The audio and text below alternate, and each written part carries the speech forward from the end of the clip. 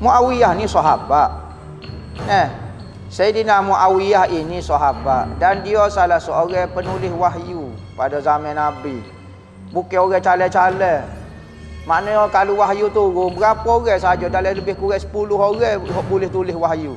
Tulis dikulik. Nabi akan cuik bapak dia untuk menulis wahyu hak mula-mula panah-panah lagi. Maka bukan orang calon-calon Muawiyah. Bismillahirrahmanirrahim. Assalamualaikum warahmatullahi wabarakatuh dan salam sejahtera. Bertemu lagi dalam episod Mencari Kebenaran. Dalam kesempatan ini, mari kita lihat analisa apakah benar Muawiyah seorang penulis wahyu. Dan jika benar Muawiyah penulis wahyu, apakah ia suatu fadilat bagi Muawiyah? Lalu segala tingkah lakunya tidak boleh dikritik sedangkan ia adalah manusia biasa. Hadis Muawiyah penulis wahyu tidak sahih. Dalam kitab Sahih Muslim yang disusun oleh Muslim bin Hajjaj Al-Nishaburi, penerbit Darul Kutub Al-Almiyah Beirut, cetakan pertama tahun 1991, muka surat 1945, diriwayatkan Haddatsani Ibnu Abbas qala kana al-muslimuna la yanzuruna ila Abi Sufyan wa la yuqa'idunahu. Ibnu Abbas berkata, dulu kaum muslimin tidak menghargai dan tidak memberikan kedudukan yang layak bagi Abu Sufyan. Faqala lin Nabi sallallahu alaihi wasallam, ya Nabi Allah, salasun a'tinihinna. Qala na'am. Oleh kerana itu pada suatu hari Abu Sufyan berkata kepada Rasulullah sallallahu alaihi wasallam, ya Rasulullah, berikanlah aku 3 permintaan.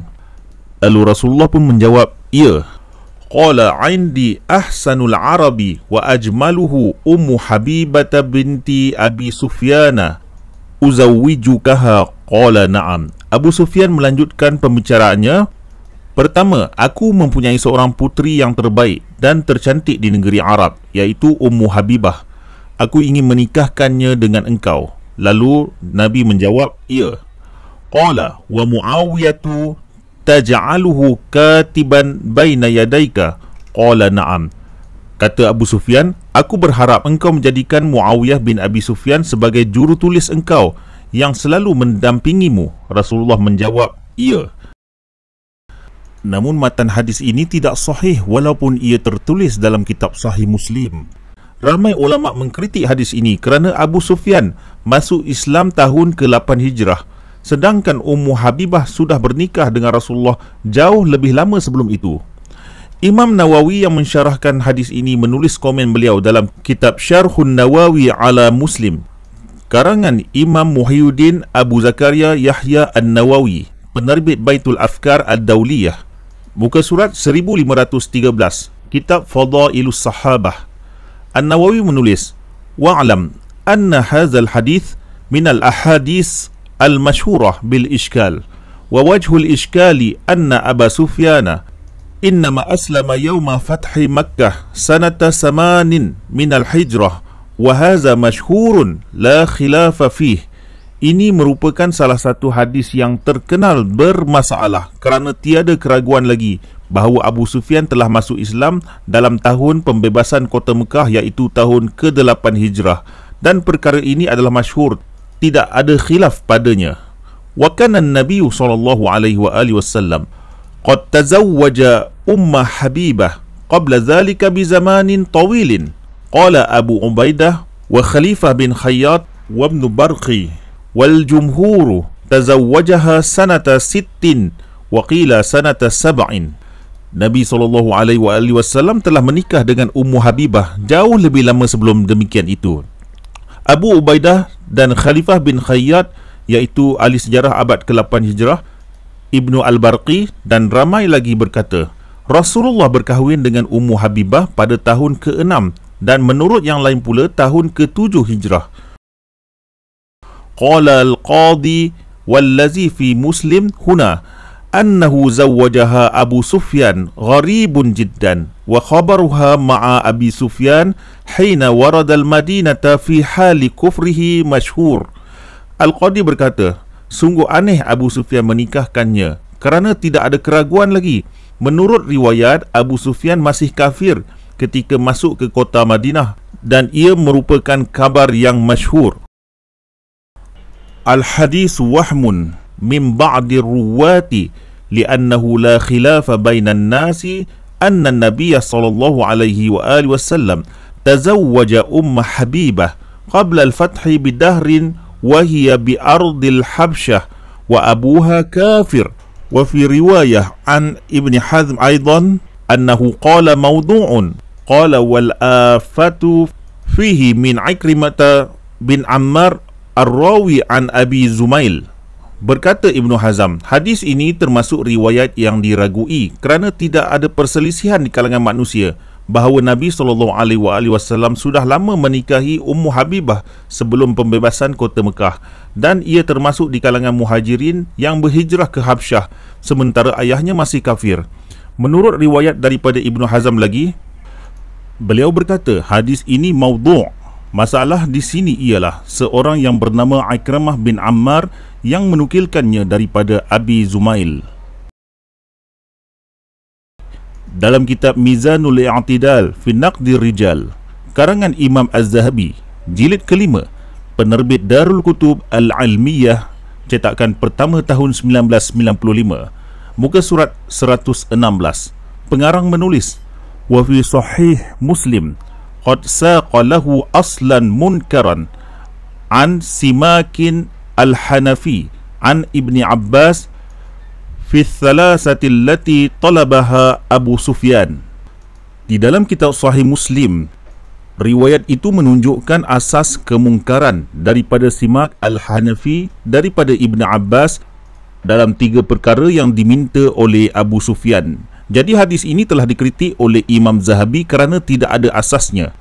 Selain Imam Zahabi, Ibnu Mulaqqin Al-Syafi'i yang wafat dalam tahun 804 Hijrah, dalam kitabnya berjudul Al-Badrul Munir fi Takhrijil Ahadith wal Athar Al-Waqi'ah fi Syarhil Kabir, penerbit Darul Hijrah, cetakan pertama tahun 2004, buka surat 731. Pengarang menulis, Haza minal ahadisil masyhurah bil ishkalil ma'rufah bil i'dal. Hadis ini merupakan hadis-hadis yang masyhur dan terkenal dengan masalahnya.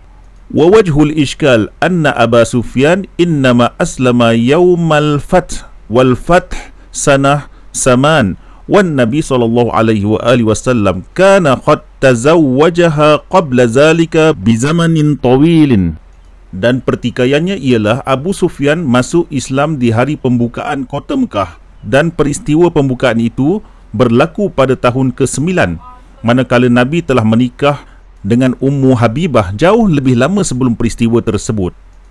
Qala Khalifah bin Khayyat wal masyhur ala annahu tazawwajaha sanah 6 wa dakhala biha sanah 7 wa qila tazawwajaha sanah 7 wa qila sanah 5. Telah berkata Khalifah bin Khayyat, pernikahannya terkenar berlangsung dalam tahun ke-6 Hijrah dan baginda bertemu dengannya tahun ke-7.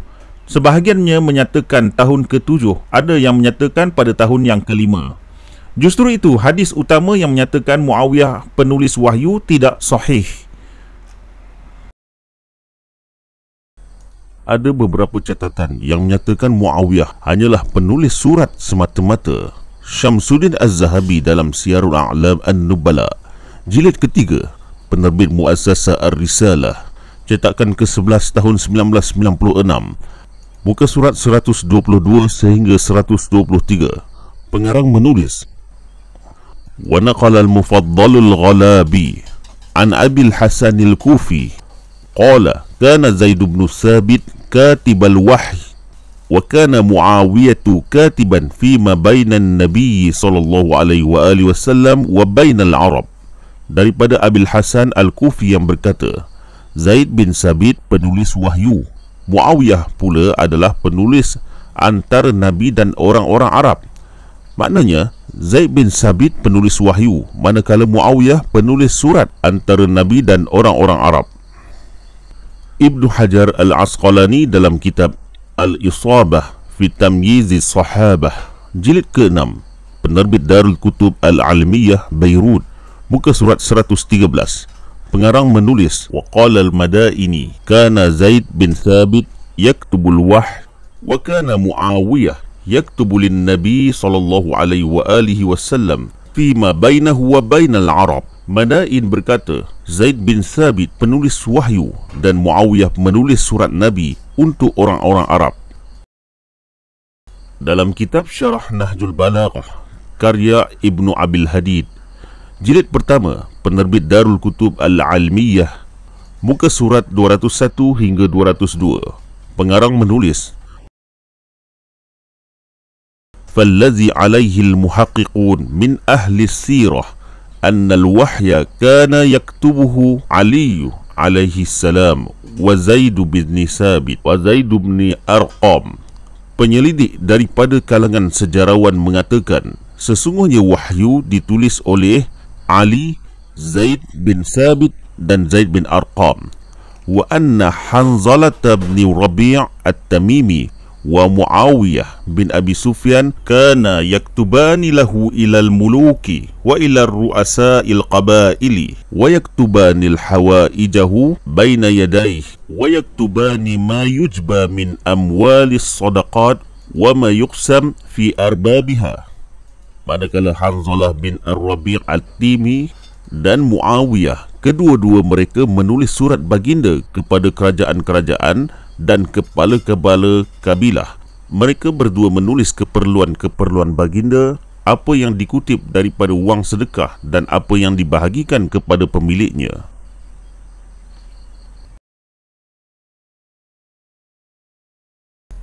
Jikalau kita menganggap Muawiyah penulis wahyu sekalipun, hal itu tidak menyebabkan Muawiyah maksum atau terpelihara dari sebarang dosa. Pernah terjadi satu peristiwa, seorang yang bernama Abdullah bin Abi Sarh yang merupakan penulis wahyu bagi Rasulullah sallallahu alaihi wasallam, namun ia keluar dari Islam dan memeluk agama Kristian sehingga Nabi menjatuhkan hukuman mati terhadapnya walaupun ia berpaut pada kain Kaabah.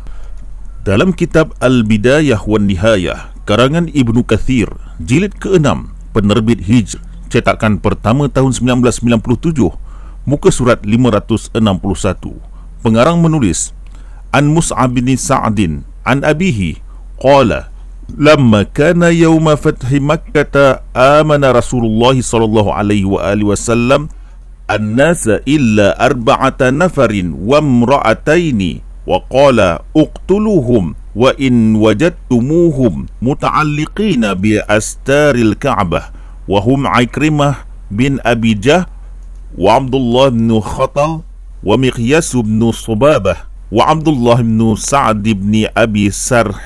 Diriwayatkan daripada Mus'ab bin Sa'ad yang berkata, daripada bapaknya yang berkata, tatkala hari pembukaan kota Mekah, Rasulullah memberikan keamanan kepada manusia, melainkan 4 laki-laki dan 2 wanita. Baginda bersabda, bunuhlah mereka walaupun kalian menemukan mereka berpaut pada kain Kaabah, iaitu Ikrimah bin Abi Jahl, Abdullah bin Khat, Miqyas bin Subabah dan Abdullah bin Sa'd bin Abi Sarh. Dalam kitab Bahrul Ulum atau Tafsir Samarqandi, jilid pertama, cetakan pertama tahun 1993, penerbit Darul Kutub Al-Almiyah Beirut, muka surat 501, pengarang menulis tentang tafsir ayat ke-93 dari surah Al-An'am, wa man qala sa'unzilu mithla ma anzalallahu, yakni Abdullah bin Abi Sarh kana katibul wahyi, fakana an-nabi sallallahu alaihi wasallam iza amla alaihi sami'an alima yaktubu aliman hakima wa iza amla alaihi aliman hakima kataba huwa sami'an basira. Wa syakka wa qala in kana Muhammad sallallahu alaihi wasallam yuha ilaihi faqad auha ilayya wa in kana yanzilu ilaihi faqad anzala ilayya mithlu ma anzala ilaihi falahiqa bil musyrikin wa kufr. Allah berfirman, dan barang siapa yang mengatakan kami akan menurunkan seperti apa yang Allah turunkan, orang yang mengatakan demikian adalah Abdullah bin Abi Sarh, iaitu pernah menulis wahyu. Dia adalah orang yang diarah oleh Nabi menulis Sami'an Basira, tetapi ia menulis sebagai Sami'an Hakima. Apabila disuruh menulis Aliman Hakima, dia menulis Sami'an Basira. Dia berkata, jikalau Muhammad diberi wahyu, maka aku juga telah diberikan wahyu. Jikalau diturunkan kepada baginda, maka diturunkan juga kepada aku. Oleh itu, Abdullah bin Abi Sarh termasuk orang musyrikin dan menjadi kafir. Jasad jurutulis Nabi tidak diterima bumi. Salah seorang jurutulis bagi pihak Rasulullah telah murtad dan pergi berlindung dengan ahli kitab. Setelah ia mati, terjadi satu peristiwa yang aneh di mana mayatnya tidak dapat ditanam kerana tidak diterima oleh bumi. Dalam kitab Sahih Muslim seperti cetakan sebelum ini, muka surat 2145, diriwayatkan an Anas bin Malik qala kana minna rajulun min Bani Najjar qad qara'a al-Baqarata wa ala Imrana wa kana yaktubu li Rasulillah sallallahu alaihi wa alihi wasallam fantalaqa hariban hatta lahiqa bi ahli al-kitab. Anas bin Malik berkata, dulu ada seorang laki-laki dari Bani Najjar. Sahabat tersebut telah menghafal surah Al-Baqarah dan surah Ali Imran.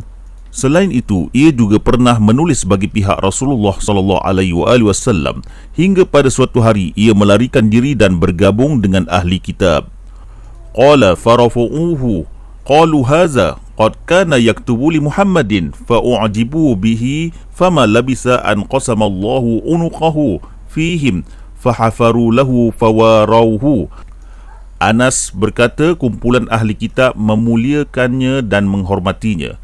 Mereka berkata, sesungguhnya orang ini pernah menjadi jurutulis bagi Muhammad. Mereka semakin tambah hormat kepadanya.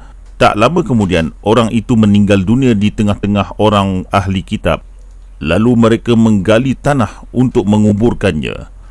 Fa'asbahatil ardu qad dabazathu ala wajhiha summa adu fahafaru lahu fawarauhu fa'asbahatil ardu qad nabazathu ala wajhiha fatarakuhu manbuzan.